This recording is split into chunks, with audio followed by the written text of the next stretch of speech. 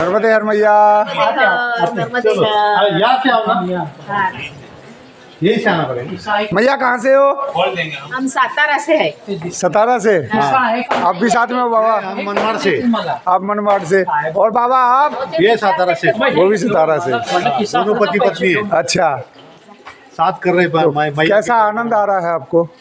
बहुत आनंद आ रहा है। पहली बार आए? नहीं, दूसरी बार है। दूसरी बार।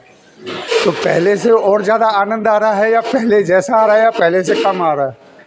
नहीं, पहले 3 साल पहले आई थी। हाँ तो बहुत आनंद मिल गया, लेकिन अब जो आई हूँ हाँ तो ओंकारेश्वर से इधर आई हूँ अभी। हाँ। जमावर आ जाएगा तो मध्य आ जाएगा, हाँ। अभी आती है। हाँ।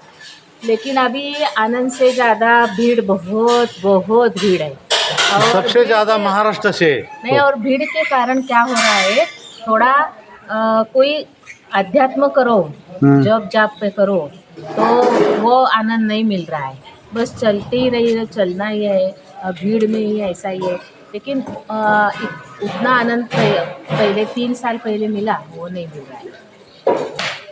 आप जो नियम जानते हो वो बताइए, कौन से नियम जानते हैं आप कौन से नियम? परिक्रमा के बताइए। हम सुबह पूजा पाठ करके निकलते हैं। आप अपनी नहीं, नियम के बारे में बताइए।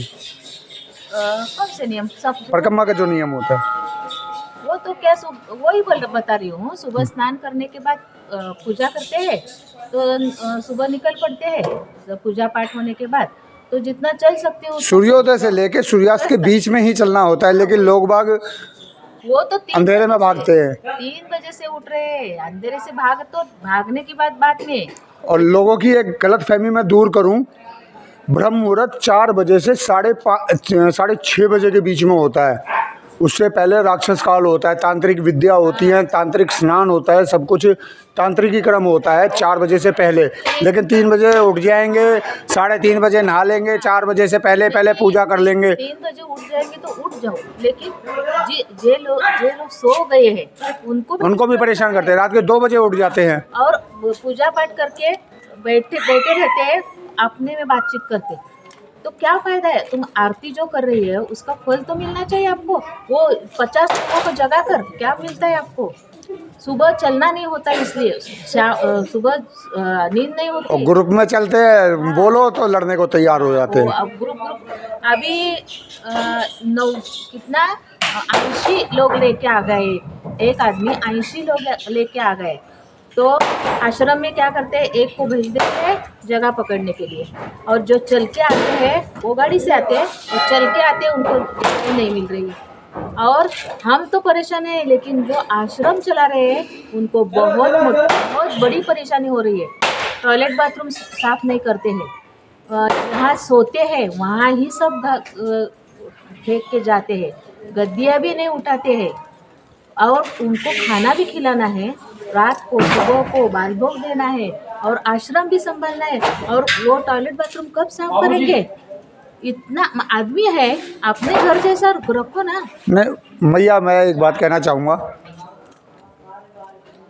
आश्रम वाले आश्रमों के मालिक नहीं है, परिक्रमावासियों के नौकर हैं। हाँ, ऐसे ही रहे, ऐसे चला रहे। आजकल परिक्रमावासी ऐसी सोच के चलते हैं कि हमारे नौकर बैठे हुए हैं, वो हमारा हगना भी साफ करेंगे और सब कुछ साफ करेंगे, और हमें बढ़िया से बढ़िया खिलाएंगे। ये 4-5 लेकिन अच्छी सेवा देते, खुशी आती है। लेकिन 100 में से 90 परिक्रमावासी ये हिसाब सोच के चलते हैं कि क्या कहते हैं कि हमारे तो नौकर बैठे हुए हैं। मैंने बंद हो गया। नहीं, ऐसी कोई बात नहीं, सेवा बहुत करते हैं, नहीं, प्रभु वो बोलते हैं।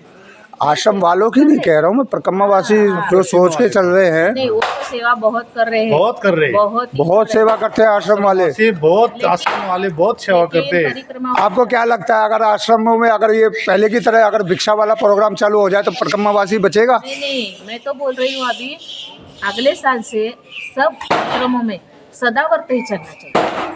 बस सदाव्रत करो, एक ही आश्रम में किसी को भी खाना मत दो, और नहीं तो हर आदमी के पास से 50 रुपए लगाओ।